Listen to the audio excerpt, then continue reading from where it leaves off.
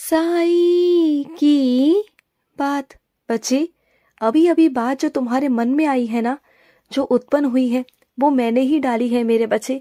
तुम्हें लगता है ना कि तुम्हारे मन में वो अचानक से कैसे आ गई? नहीं। तुम्हारा मन कैसे बदल गया, तुम्हारे विचार कैसे बदल गए? तो वो ऐसे ही नहीं बदले। तुम जो मुझसे जुड़े हो ना, तो जो मेरी रंगत है, जो मेरी संगत है, उस वजह से तुम्हारा मन बदल गया है, तुम्हारे विचार बदल गए हैं, तुम्हारे देखने का नजरिया बदल गया है। क्योंकि तुम समझ चुके हो कि घृणा एक ऐसी चीज है मेरे बच्चे, जो खुद को खोखला पहले करती है, फिर सामने वाले को करती है। ईर्ष्या भी पहले खुद को जलाती है, फिर सामने वाले को जलाती है। जैसे तीली जलने से पहले ना खुद को जलाती है। माचिस की तीली की बात कर रहा हूं मैं। पहले वो खुद को जलाती है, उसके बाद वो किसी और चीज को जलाती है। तो बस ऐसे ही मेरे बच्चे, ईर्ष्या भी ना उस माचिस की तीली की तरह समान है। तो अपने आप को तुम जलाओ मत। और जो तुम्हारे मन में बात आई है ना कि जो तुमसे ईर्ष्या करता है, उससे अच्छा व्यवहार करना शुरू कर दो। अच्छे व्यवहार से ये मतलब नहीं कि तुम उसके चरणों में गिर जाओ, नहीं। अच्छे व्यवहार से मतलब है कि अगर वो तुम्हारे बारे में कुछ गलत सोच रहा है, कुछ गलत कर रहा है ना, और अगर तुम्हें मौका मिल रहा है कुछ अच्छा करने का उसके लिए, तो तुम अच्छा करना। इससे पता है क्या होगा? तुम्हारे जो बुरे कर्म है ना, वो समाप्त होते चले जाएंगे। और जो वो बद्दुआ गलत चीजें तुम्हारे लिए सोचेगा, जो भी होगा, वो सब उसके पास वापस चला जाएगा। तुम्हारे पास चाह कर भी वो नहीं आ पाएगा। क्योंकि जब हम सकारात्मक होते हैं ना, तो नकारात्मकता हमारे आसपास भटक भी नहीं सकती मेरे बच्चे। तो जो तुम्हारे मन में चीजें उत्पन्न हुई है ना, ये मैंने ही डाली है, और ये मेरी संगत का असर है, मेरा आशीर्वाद है तुम्हें। ये पता है, ये चीजें हर किसी को नहीं आती समझ में। हर कोई अंधकार से नहीं निकल पाता। वैसे तो लाखों बच्चे हैं मेरे, करोड़ों बच्चे हैं, लेकिन सबके अंदर से ये तृष्णा, ये लालच, ये चीजें, ये भाव, ये लोभ, ये खत्म नहीं होता। ये उसी के अंदर से खत्म होते हैं जो मेरा बच्चा सच में मुझे दिल से मानता है, जिसके अंदर मैं सच में स्वयं विराजित हो जाता हूँ, और वो बच्चा मेरे ही हृदय में अपने लिए जगह बना लेता है। बस वही बच्चे को मैं समझाता हूँ कि देख, इस अंधकार से निकल, इस अंधकार से निकलकर रोशनी में आ। इस दुनिया में कुछ भी नहीं है तेरा, कुछ भी नहीं। ये सब कुछ यहीं रह जाएगा, कुछ भी नहीं है। सिर्फ जाएगा तो एक कर्म जाएगा तेरा, एक अच्छे कर्म जाएंगे, एक अच्छा इंसान जाएगा। बस वही तुझे बनना है मेरे बच्चे। मैं तुझे अच्छा इंसान बनते हुए देखना चाहता हूँ। ऐसा नहीं कि तुम अच्छे इंसान नहीं हो, तो बहुत अच्छे इंसान हो। बस जो थोड़ा सा एक इंसानी रूप में आकर इंसान के मन में कुछ चीजें उत्पन्न हो जाती है ना, जो दूसरों के व्यवहार के कारण तुम्हारा मन बदल जाता है, तुम्हारा मन परिवर्तित हो जाता है, बस मैं उसे वहीं आकर सही करना चाहता हूँ। बस वही चीजें।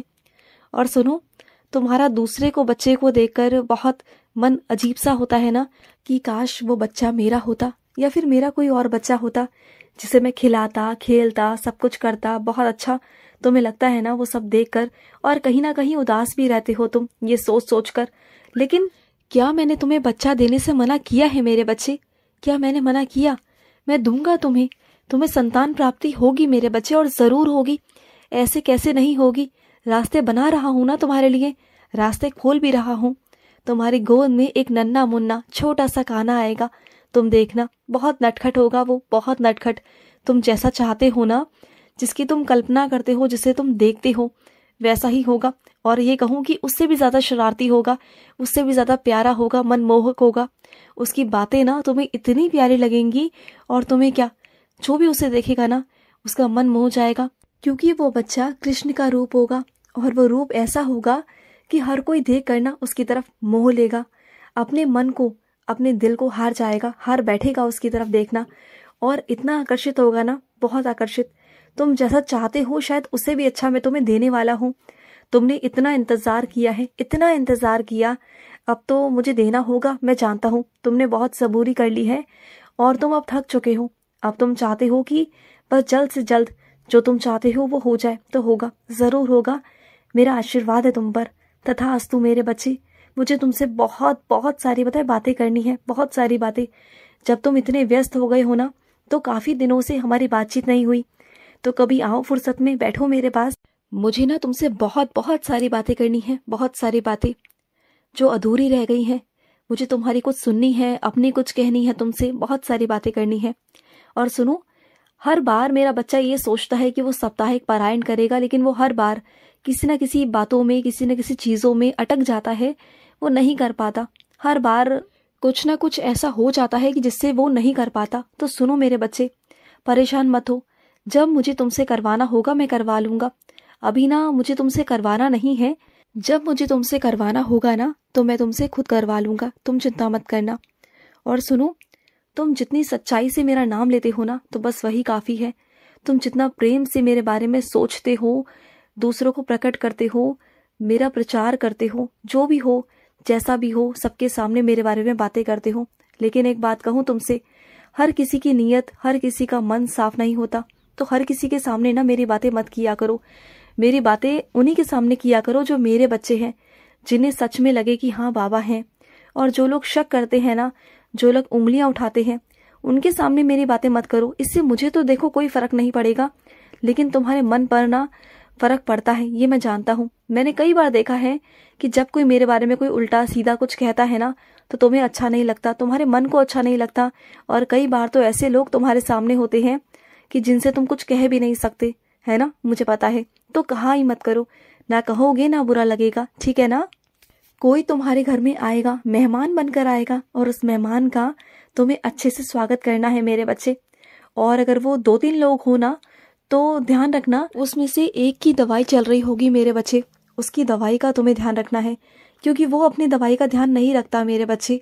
तो तुम्हें उनकी दवाइयों का ध्यान रखना होगा, क्योंकि वो तुम्हारे घर पर आकर ना इस तरह से घुल मिल जाएंगे कि उन्हें खुद भी होश नहीं रहेगा, ना दवाई का ना किसी चीज़ का। तो तुम्हें ध्यान रखना है उनका, ठीक है ना। और सुनो, तुमने मुझसे कहा था कि साईं मैं आपको 11 रुपये चढ़ाऊंगा, बोला था तुमने मुझे उस दिन। तुम्हारी कोई मन्नत थी, तुमने मुझसे कुछ कहा था और वो मैंने पूरा किया था। तुम जानते हो कि तुम जो अपने बाबा से कह देते हो ना वो मैं नहीं भूलता, शायद तुम भूल जाओ, लेकिन मैं तुम्हें याद दिला रहा हूँ।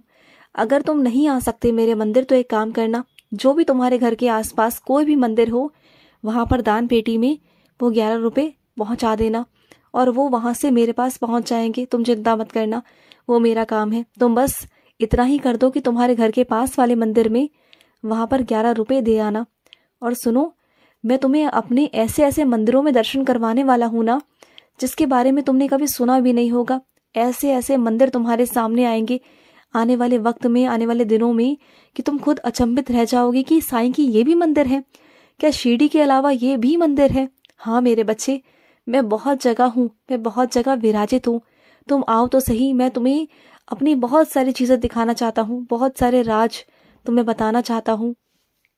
और सुनो, अपने ना पति का ध्यान रखा करो, उनकी तबीयत ठीक नहीं रहती, और उन्हें ना ज़्यादा चिंता अगर वो करें तो उन्हें चिंता से ना इधर उधर हटाने की कोशिश किया करो, उनका ध्यान भटकाने की कोशिश किया करो, क्योंकि वो ना बहुत सारी चीज़ों को लेकर ना सोचते हैं, बहुत ज़्यादा तुम्हारे भविष्य को लेकर, तुम्हारे बच्चों के भविष्य को लेकर। तो उनका ध्यान इधर उधर भटकाने की कोशिश किया करो, क्योंकि होना तो वही है जो मैं करूँगा। लेकिन क्या है ना, वो इंसान है, और इंसान उसका जो स्वभाव होता है ना वो चिंता करना होता ही है। वो चाहे कितना भी मना करो वो चिंता करेंगे। तो इसलिए मैं बोल रहा हूँ कि उनका ध्यान भटकाने की कोशिश करना। और सुनो, मैं अपने कुछ बच्चों से बहुत बहुत नाराज़ हूँ कि आजकल वो पारायण नहीं कर पा रहे हैं। जो साप्ताहिक पारायण होता है ना वो आजकल नहीं कर पा रहे हैं। क्यों मेरे बच्चे, क्यों नहीं कर पा रहे तुम? क्यों मुझे छोड़ दिया तुमने? अपने बाबा को कोई छोड़ता है क्या? क्यों तुम इतना व्यस्त हो गए हो कि अपने बाबा को ही छोड़ दोगे? मैं मानता हूँ कि तुम व्यस्त हो, और वो व्यस्त मैंने ही तुम्हें किया है। क्यों ऐसा कर रहे हो तुम? अपनी व्यस्तता से समय निकालो और मेरा पारायण करो। इस हफ्ते का पारायण तुम ही करोगे, सुन रहे हो ना, तुम ही करोगे। खुश रहो। आज का मध्याह्न साई संदेश समाप्त हुआ।